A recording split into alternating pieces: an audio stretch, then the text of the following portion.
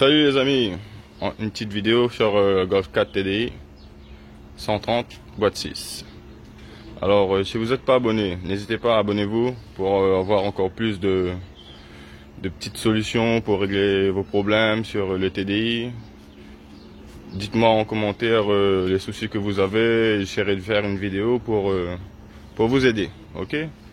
Bon voilà, je vais vous présenter un peu la petite bête.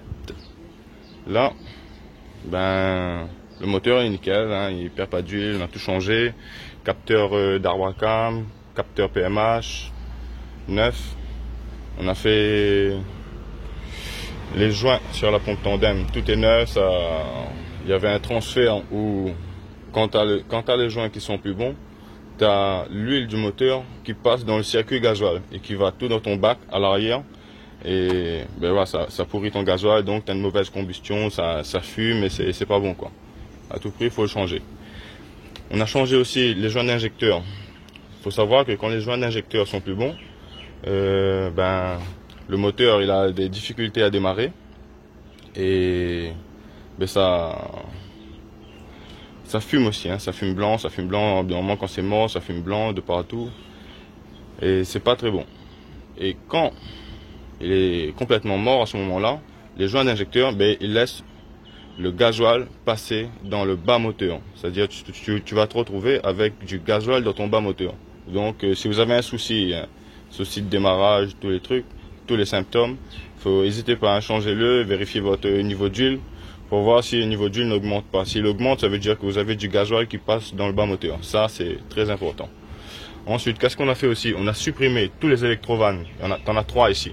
Bam, t'en as 3 avec plein de tuyaux. C'est un labyrinthe pour retrouver les tuyaux. Tu as beaucoup plus de risques d'avoir des problèmes moteurs parce que si tu as un petit tuyau qui fuit, ben, avant de trouver la panne, tu vas prendre des heures, voire même des jours. Alors, pour simplifier tout ça, tu vas chez... Nous ici, le magasin s'appelle Moteur OI. Ben, c'est un truc où ils vendent beaucoup d'électronique. Tu vas te renseigner dans un magasin où ils te vendent des pièces électroniques pour les voitures, pour les bagnoles. Et tu t'achètes un N75. Tu vas voir, t'as que 2 tuyaux. Un tuyau qui va sur la pompe tandem, le tuyau de la pompe tandem, et un autre qui va sur la wasget de turbo. C'est tout. Tu as celui-là qui reste dans le vide, c'est normal. Et avec ça, franchement, tu as beaucoup moins de risques d'avoir de panne. Mais faire attention aussi parce que tu as 3 branchements. Et tu vérifies le branchement qui va sur ta durite qui va sur ta wasget de turbo et tu rebranches avec la N75 que tu vas acheter. Et après, c'est nickel. Ça fonctionne, c'est plus simple, c'est rapide et c'est efficace. Bon, aujourd'hui, on va voir... j'ai un petit souci avec mon compteur de vitesse qui ne fonctionne pas. Donc, je vais faire un démontage et vérifier l'état du capteur. Et je vous retrouve tout de suite après pour vous montrer ce que j'aurais trouvé.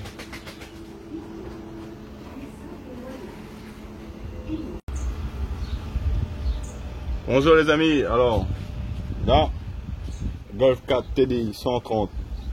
Là j'ai démonté le capteur de vitesse. Le compteur de vitesse ne marchait pas. J'ai démonté le capteur. Et voilà, l'intérieur est comme ça. C'est tout pourri.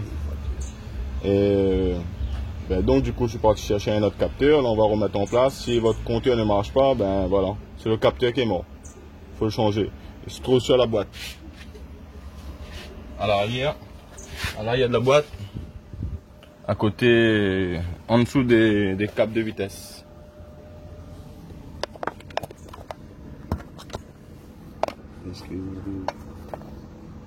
Et voilà, le trou là. Vous voyez le trou là? Il se trouve là, à l'arrière de la boîte. Boîte 6, hein. C'est une TDI 130, boîte 6.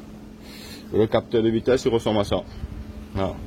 Il donne une petite coiffe là, pour protéger l'électronique. Le capteur est mort. Donc on va changer ça. Et on va voir si ça fonctionne.